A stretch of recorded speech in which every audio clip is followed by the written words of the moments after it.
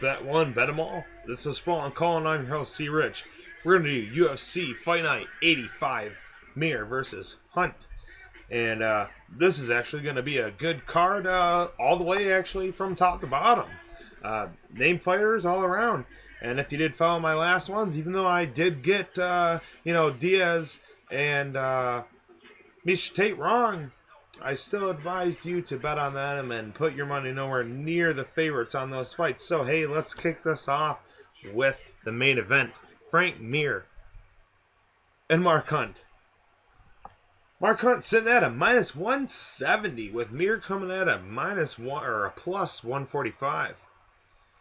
Well, the thing that comes down to is some of us think, that last beating that Hunt got taken on by Stipe really might have taken a toll on him. Mark Hunt is technically old and, in the fight game, and technically he is old as a person. He's getting, he's a few years away from 50, and, so is Frank Mir, and don't get me wrong, Frank Mir has taken his toll of damage throughout the years.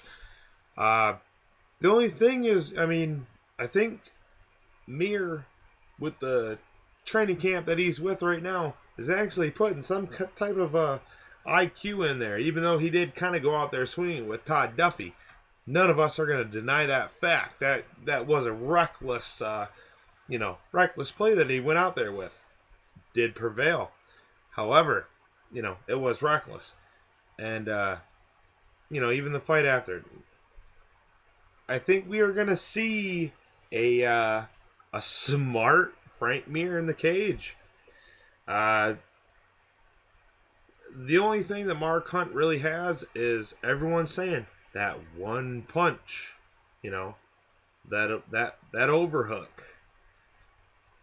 And if it does catch him, whatever. Well, you know what? Maybe Frank is going to sit there and punch a couple times with him and then maybe go for a trip or something. I know he's going to keep his distance. Not going to get into more things. It is what it is. But I have already placed a $13 bet on Frank Mir for $20. I think Frank should more than likely probably get this win. Kind of one of those resurgence for careers. But yeah, I think this one is an okay dog bet, especially with counter move or DraftKings. The line is really crazy. So moving on, we got Hector Lombard and Neil Magny. Neil Magny sitting at a minus 140 with Hector Lombard now at a plus 120. Well, what can I say? Lombard was one of the first people to, get exposed to the performance-enhancing drugs suspensions. So it is what it is. And Neil Magny is a rising star, but he is a beanstalk. I can go on and on about everything or whatever it is, but Lombard is top 7. And even though he's got pushed out a little bit and overhooked by some people, that's just because he's been inactive for damn near 2 years because he got, busted for steroids, we like to say.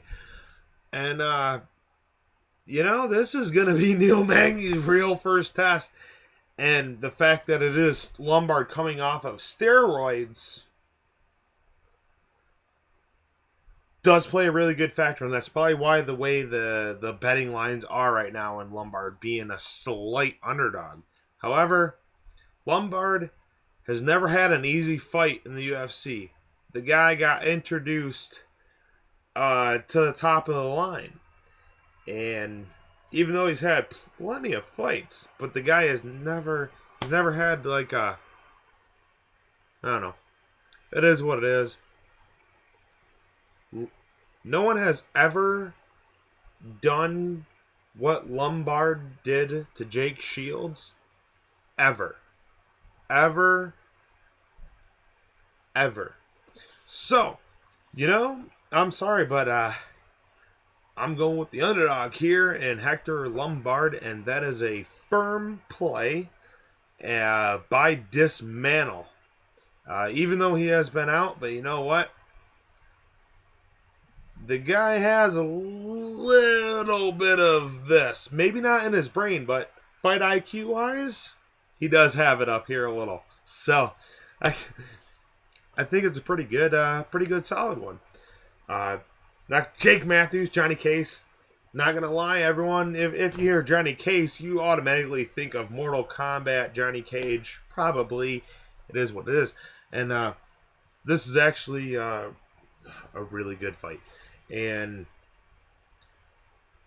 these guys are really good. You know, Matthews is the exception coming out of Australia. You know, we've had a few fighters coming out of Australia, but no one's really stood out, and this is the guy that stands out from Australia, is Jake Matthews. Well, along also as Johnny Case, he's also had a little bit of hype, but he's actually got some tough fights so far in the UFC. Matthews has kind of got a little bit of, a little bit of pushovers, in my own personal opinion. The betting lines are even. Minus 110 right now, currently at 10 o'clock on Tuesday night. I'm going with, I think Johnny Case is a little more diverse. Matthews, the only thing that ever strikes me is his wrestling game. Nothing too much of the striking. And Johnny Case has proved that he does have some decent striking, and the ground game is worthy. So I will have to take Johnny Case. Then we also have Antonio Carlos Jr., aka Shoeface, versus Daniel Kelly, another one from Australia, coming off of another tough season. Carlos Jr. is sitting at a minus 525 right now. And Daniel Kelly sitting at things where from like plus 400 to plus 425. Well, the thing, Daniel Kelly is not really that bad. Shoeface has showed plenty of things, but the one thing that always struck out to me was with his fight against King Casey. And it seemed like he was struggling, and then I believe it was a DQ that came from that. And, we were all of us were loading up on it. But we got a little worried there in that first round. This betting line is ridiculous. End of story. My pick is Carlos Jr., Shoeface, for the win. But sitting at a minus 550, you are not going to catch me putting my money anywhere near that. Daniel Kelly is not a bad fighter. And just because this guy hasn't had any finishes on his record, that's the reason why the line is the way that it is. I could really easily see Kelly kind of just manhandling, wrestling Carlos Jr. in this fight. Yeah. My pick's Carlos Jr. But I can easily see Kelly. And I will be putting probably $5 worth on Kelly. It is what it is. Then we've got James Tahuna, Steve Baszler. Well, really just throw it out. I think Baszler is going to win. I think Baszler is going to win. Tahuna, he's been really reckless in his last fights. And as we all do know, we can put all the stats together that we want to. And we all can agree that Tahuna should win. Tahuna should. But then we throw into a couple little negative factors of his fight IQ and certain things that he does wrong, and then we're like, Steve Boss could totally bonk So I'm just going to pick the underdog, and I'm not putting James Tahuna at a minus 245 anywhere near. But I will throw like $2 worth or so on Steve Boss. Probably even in the distance. Hopefully I can get like a plus 400. You know, maybe put a few dollars just to equal out 10 or 20 or so. Worth a chance. Beck Rawling, So He Ham. Well, the lines have flipped a little bit. So He, she's the favorite. Sitting at a minus 125 now with Beck at a plus 105. I have a thing about Japanese fighters and just the fact of a lot of their skill sets, they don't do the real striking. You know, a lot of it's grappling and certain strike. A lot of strikes aren't allowed on the ground. It is what it is. Pancrase. But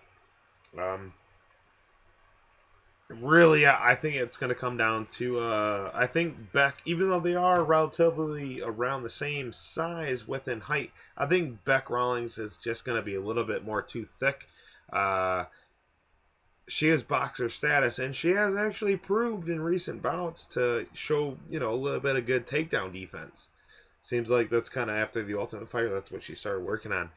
And so he might have a little bit of trouble, and Beck does like that that uppercut, so she could get caught with one. You know, so who knows? But I'm going to take the underdog. With Beck sitting at a plus 105 currently.